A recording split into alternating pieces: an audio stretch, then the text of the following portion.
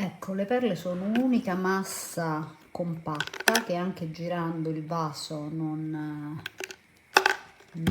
e sono durissime, non si riescono praticamente a scollare l'una dall'altra, quindi non è, oltre che non è facile utilizzarle, mi viene da chiedermi se quanto siano, diciamo, salutari, se siano state ben conservate.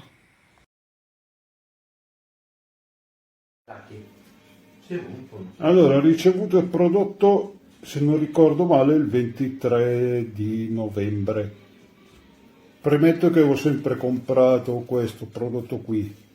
È arrivato pessimo. Come si può vedere, le pastiglie sono tutte appiccicate tra di loro e non cadono. Non si riescono a staccare. E non si riescono a staccare.